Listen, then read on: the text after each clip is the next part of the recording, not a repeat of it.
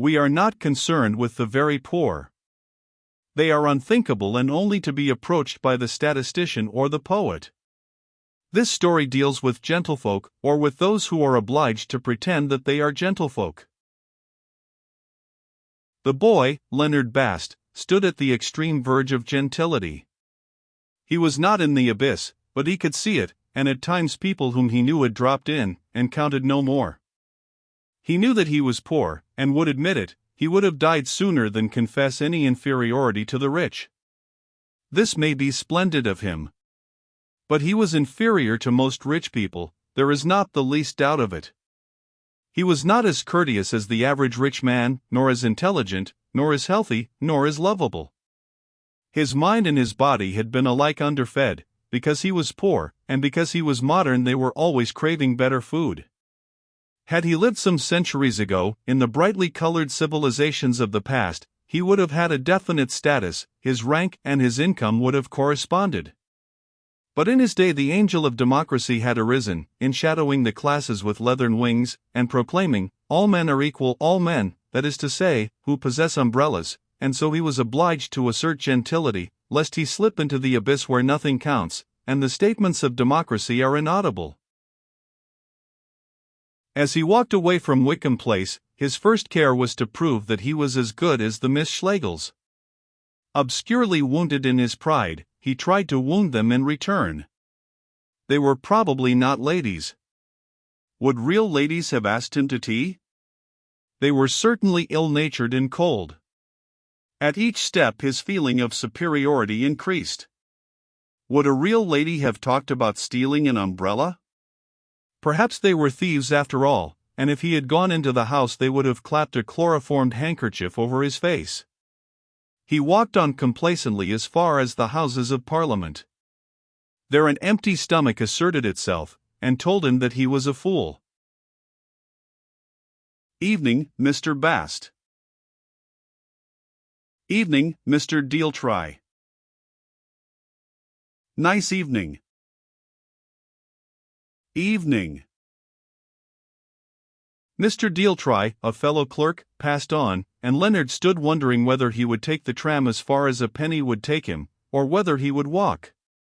He decided to walk. It is no good giving in, and he had spent money enough at Queen's Hall, and he walked over Westminster Bridge, in front of St. Thomas's Hospital, and through the immense tunnel that passes under the Southwestern Main Line at Vauxhall. In the tunnel he paused and listened to the roar of the trains. A sharp pain darted through his head, and he was conscious of the exact form of his eye sockets. He pushed on for another mile, and did not slacken speed until he stood at the entrance of a road called Camellia Road, which was at present his home. Here he stopped again, and glanced suspiciously to right and left, like a rabbit that is going to bolt into its hole. A block of flats, constructed with extreme cheapness, towered on either hand. Farther down the road 2 more blocks were being built, and beyond these an old house was being demolished to accommodate another pair. It was the kind of scene that may be observed all over London, whatever the locality, bricks and mortar rising and falling with the restlessness of the water in a fountain as the city receives more and more men upon her soil. Camellia Road would soon stand out like a fortress, and command, for a little, an extensive view. Only for a little. Plans were out for the erection of flats in Magnolia Road also. And again a few years, and all the flats in either road might be pulled down, and new buildings, of a vastness at present unimaginable, might arise where they had fallen. Evening, Mr. Bast. Evening, Mr. Cunningham. Very serious thing this decline of the birth rate in Manchester. I beg your pardon? Very serious thing this decline of the birth rate in Manchester, repeated Mr. Cunningham, tapping the Sunday paper, in which the calamity in question had just been announced to him. Ah, yes, said Leonard, who was not going to let on that he had not bought a Sunday paper. If this kind of thing goes on, the population of England will be stationary in 1960. You don't say so. I call it a very serious thing, eh? "Good evening, Mr. Cunningham." "Good evening, Mr. Bast." Then Leonard entered Block B of the flats, and turned, not upstairs, but down, into what is known to house agents as a semi-basement, and to other men as a cellar. He opened the door, and cried, "Hello," with the pseudo-geniality of the Cockney. There was no reply. "Hello," he repeated. The sitting room was empty, though the electric light had been left burning. A look of relief came over his face, and he flung himself into the armchair. The sitting room contained, besides the armchair, 2 other chairs, a piano, a 3-legged table, and a cozy corner. Of the walls, one was occupied by the window, the other by a draped mantelshelf bristling with cupids. Opposite the window was the door, and beside the door a bookcase, while over the piano there extended one of the masterpieces of Maud Goodman. It was an amorous and not unpleasant little hole when the curtains were drawn, and the lights turned on, and the gas stove unlit.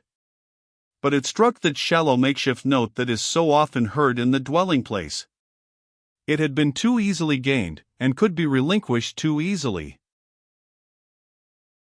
As Leonard was kicking off his boots he jarred the 3-legged table, and a photograph frame, honorably poised upon it, slid sideways, fell off into the fireplace, and smashed. He swore in a colorless sort of way, and picked the photograph up. It represented a young lady called Jackie, and had been taken at the time when young ladies called Jackie were often photographed with their mouths open.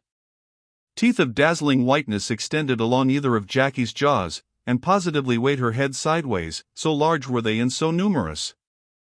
Take my word for it, that smile was simply stunning, and it is only you and I who will be fastidious, and complain that true joy begins in the eyes, and that the eyes of Jackie did not accord with her smile, but were anxious and hungry. Leonard tried to pull out the fragments of glass, and cut his fingers and swore again.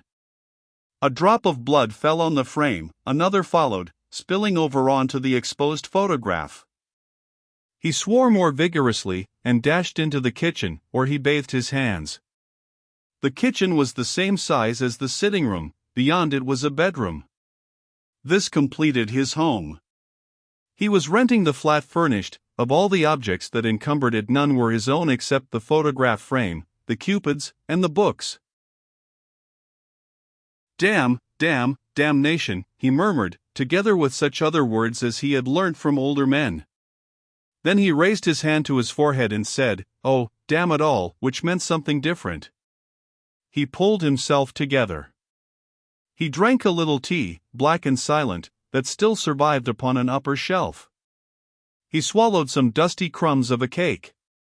Then he went back to the sitting room, settled himself anew, and began to read a volume of Ruskin. 7 miles to the north of Venice. How perfectly the famous chapter opens! How supreme its command of admonition and of poetry! The rich man is speaking to us from his gondola. 7 miles to the north of Venice, the banks of sand which nearer the city rise little above low water mark attain by degrees a higher level, and knit themselves at last into fields of salt morass, raised here and there into shapeless mounds, and intercepted by narrow creeks of sea. Leonard was trying to form his style on Ruskin. He understood him to be the greatest master of English prose. He read forward steadily, occasionally making a few notes. Let us consider a little each of these characters in succession, and first, for of the shafts enough has been said already, what is very peculiar to this church, its luminousness. Was there anything to be learnt from this fine sentence? Could he adapt it to the needs of daily life? Could he introduce it, with modifications, when he next wrote a letter to his brother, the lay reader? For example, let us consider a little each of these characters in succession, and first, for of the absence of ventilation enough has been said already, what is very peculiar to this flat, its obscurity. Something told him that the modifications would not do, and that something, had he known it, was the spirit of English prose. My flat is dark as well as stuffy. Those were the words for him.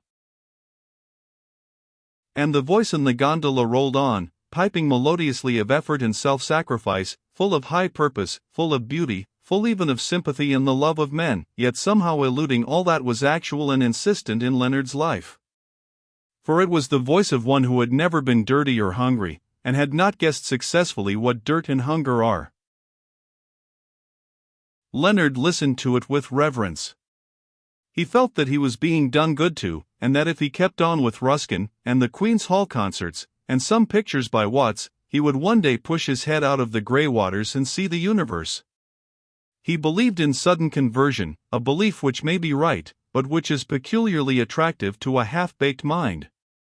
It is the basis of much popular religion. In the domain of business it dominates the stock exchange, and becomes that bit of luck by which all successes and failures are explained. If only I had a bit of luck, the whole thing would come straight. He's got a most magnificent place down at Streatham and a 20 HP Fiat, but then, mind you, he said luck. I'm sorry the wife's so late, but she never has any luck over catching trains.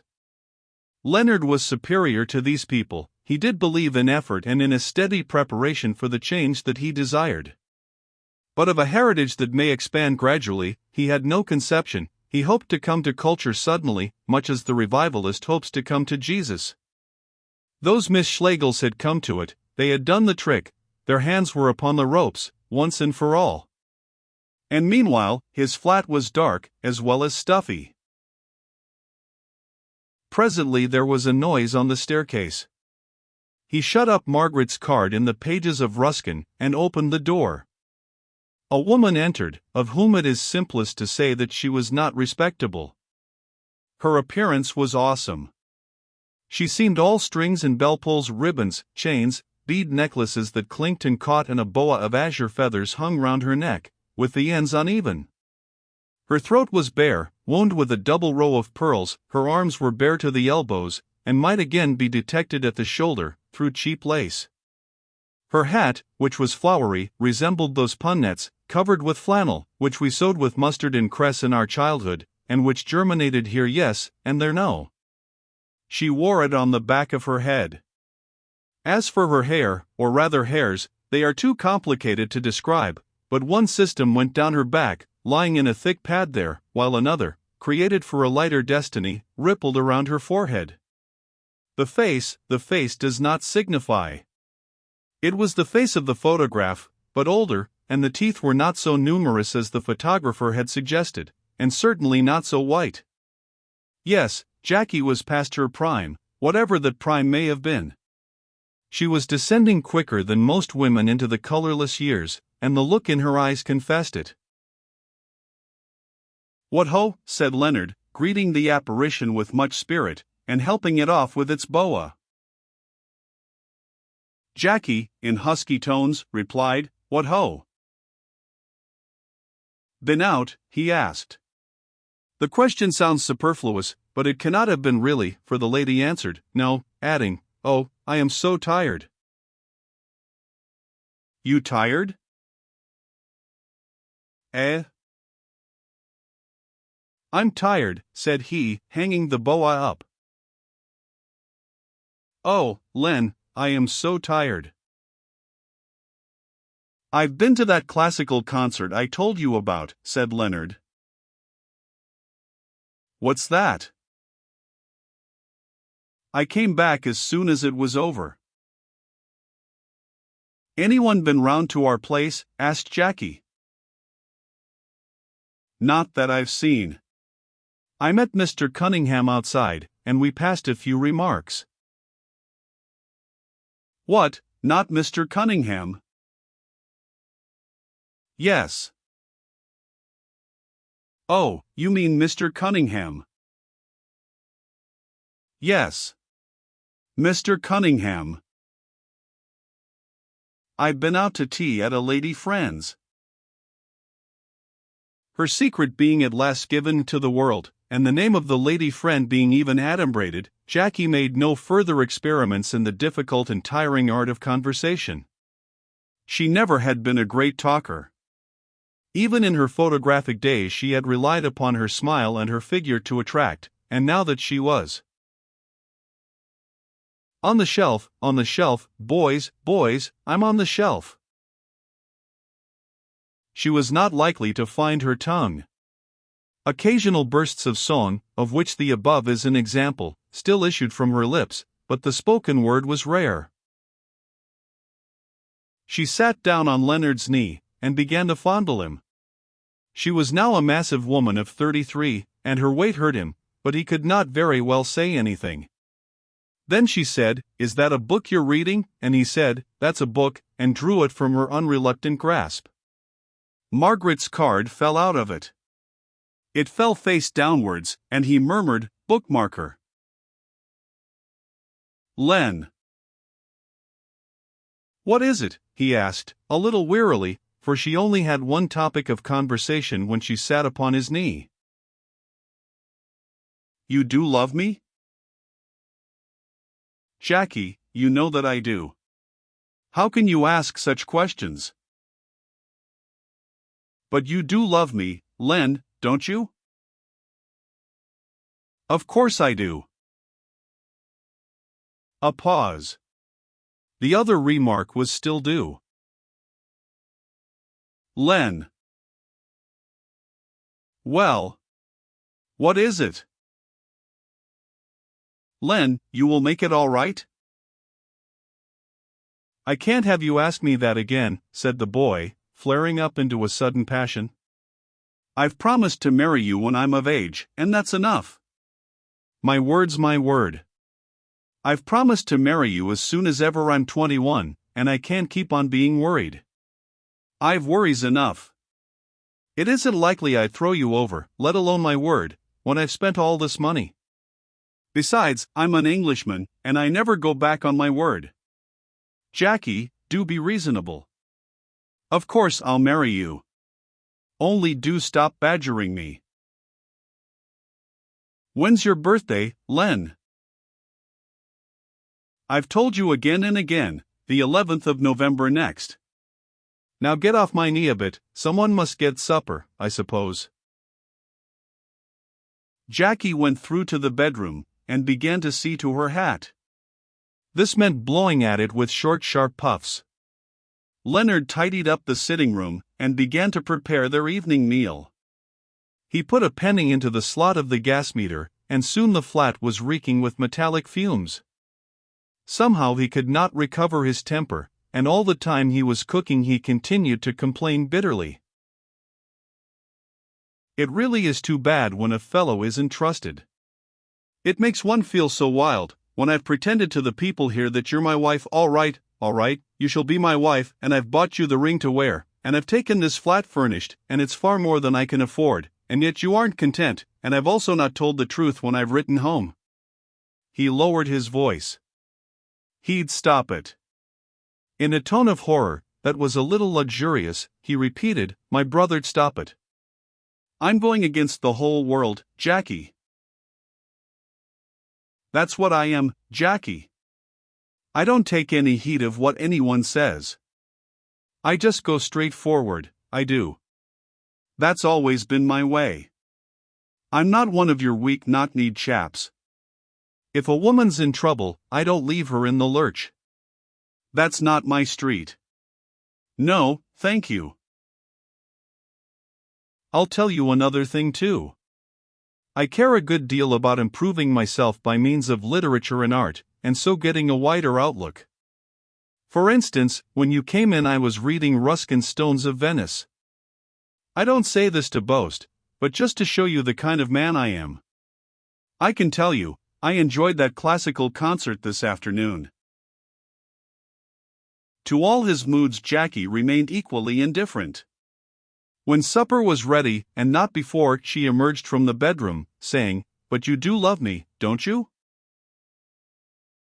They began with a soup square, which Leonard had just dissolved in some hot water.